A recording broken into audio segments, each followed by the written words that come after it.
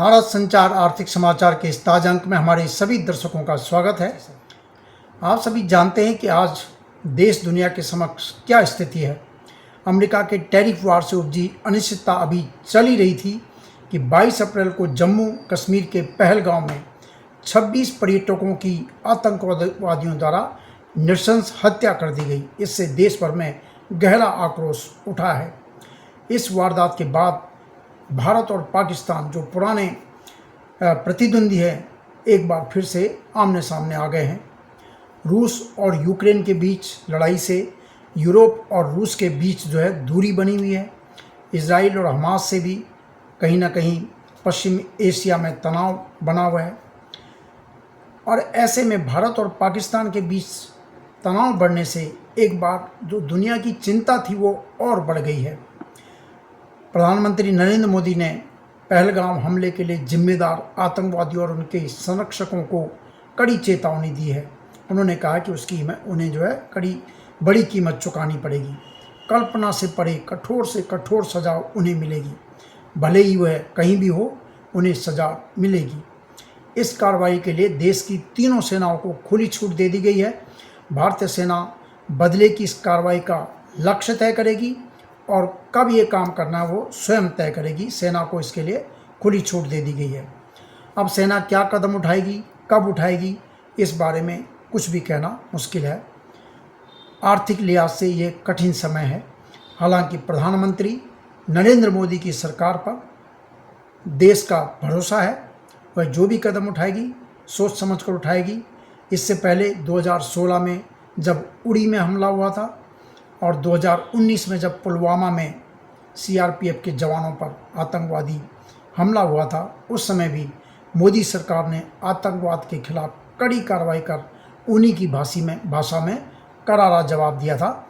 इसलिए लोगों को भरोसा है कि जो पहलगाम में जो एक आतंकवादी हमला हुआ उसका भी उन्हीं की भाषा में करारा जवाब दिया जाएगा।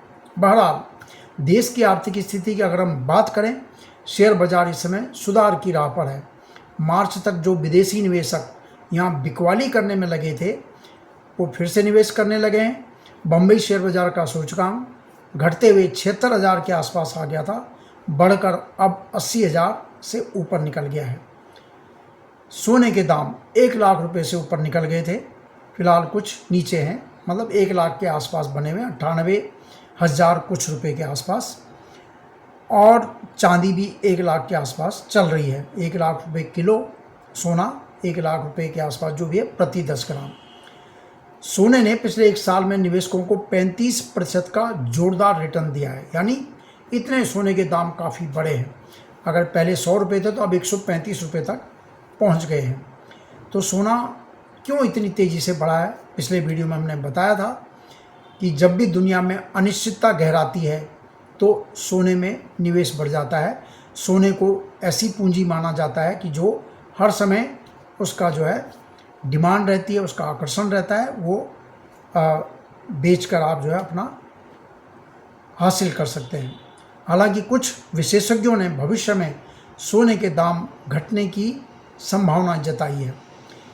30 अप्रैल को अक्षय तृतीया के अवसर पर ऊंची कीमत के चलते मात्रा के लिहाज से सोना चांदी की बिक्री पिछले साल के मुकाबले 25 से 30% कम रही है, ऐसा बाजार सूत्रों ने बताया है। लेकिन अगर बिक्री का आंकड़ा अगर हम कहीं निकालते हैं, क्योंकि दाम ऊंचे हैं, बिक्री की मात्रा तो कम रही है, लेकिन ऊंचे दाम की वजह से उतनी ही बिक्री जो है बिक्री के लिहाज से 15 से 20% ज़्यादा जो है बिक्री का आंकड़ा रहा है। 1 साल पहले देश भर में अक्षय तृतीया के मौके पर 25 टन सोने की बिक्री हुई थी, जो कि इस साल अक्षय तृतीया पर 18 टन के आसपास रहने का अनुमान बताया गया है।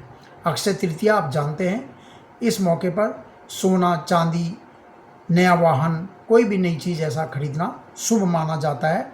खासकर सोने के सिक्के या चांदी के सिक्के पर लोग ज़्यादा निवेश करते हैं।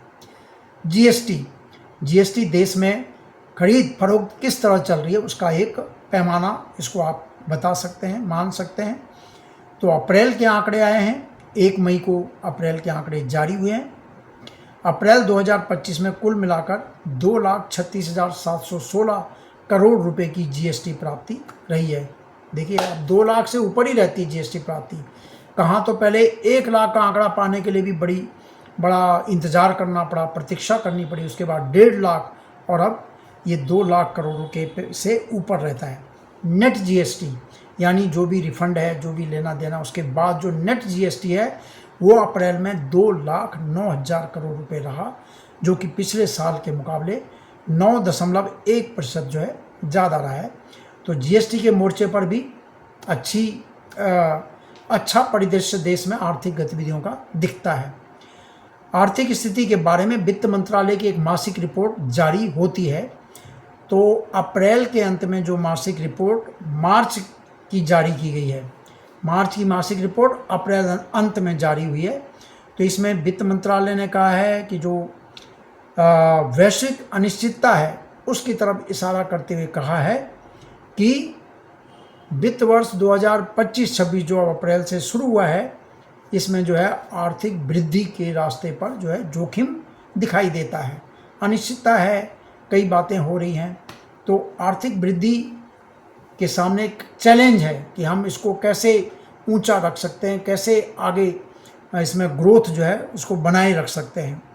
रिपोर्ट में इस बात को लेकर आशंका जताई गई है कि अगर लंबे समय तक अनिश्चितता की अवधारणा रहती है कि यार अनिश्चितता है, क्या होगा, कैसा होगा, लंबे समय तक ये रहता है, तो निजी क्षेत्र जो प्राइवेट कंपनियां हैं जो कि अपना प्रोडक्शन बढ़ा रही हैं, नए नए फैक्ट्री लगा रही थी और जो काम कर रही थी, तो वो उस काम को रोक सकती हैं कि भैया अभी ठहर जाओ, क्योंकि जो भी अनिश्चितता होती है तो उसमें फिर देखना पड़ता है कि क्या होगा आगे।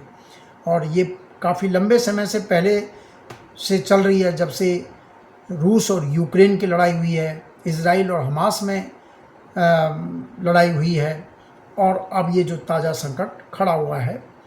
तो ये कहा कि नीति निर्माताओं को और निजी क्षेत्र को इस अनिश्चितता को भारतीय अर्थव्यवस्था पर हावी नहीं होने देना चाहिए, इस तरह के कदम उठाने चाहिए, इस तरह की कार्रवाई होनी चाहिए।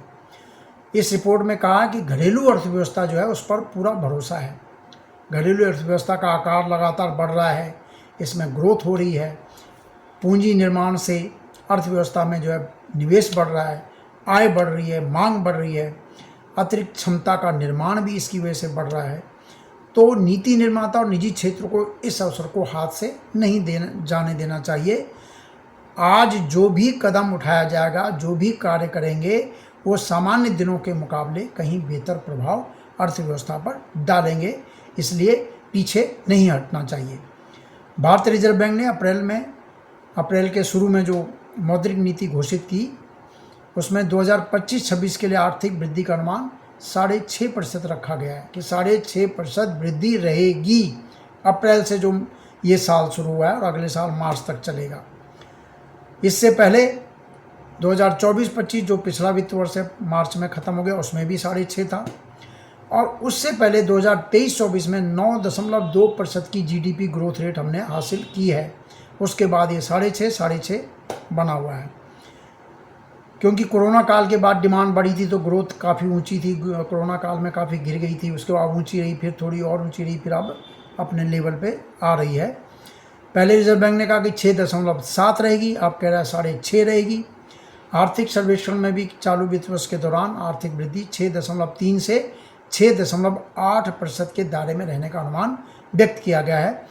उधर अंतर्राष्ट्रीय मुद्रा कोष ने भी कहा है कि वैश्विक व्यापार में तनाव और अनिश्चितता को देखते हुए भारत की आर्थिक वृद्धि 6.5% से घटाकर, जो अनुमान है उसने 6.5 से घटाकर 6.2% कर दिया। हालांकि अगर इतनी भी रहती है तब भी भारतीय अर्थव्यवस्था जो है दुनिया की सबसे तेज़ी से बढ़ने वाली अर्थव्यवस्था बनी रहेगी। तो भारतीय अर्थव्यवस्था पर सबकी नज़र है, सरकार भी ध्यान रखे हुए हैं, और वैश्विक अनिश्चितता के इस माहौल में चुनौतियों का किस प्रकार मुकाबला किया जाता है ये आने वाला समय बताएगा। फिलहाल इस वीडियो में इतना ही। आप हमारे वीडियो को लाइक कीजिए, शेयर कीजिए, और आपका कोई सुझाव है, आपकी कोई बात आपको कैसी लगती है वीडियोस के बारे में, यूट्यूब में जब आप वीडियो खोलते हैं उसके कमेंट बॉक्स में जाकर आप अपनी राय ज़रूर व्यक्त करें और हमारे चैनल को सब्सक्राइब करें। नमस्कार।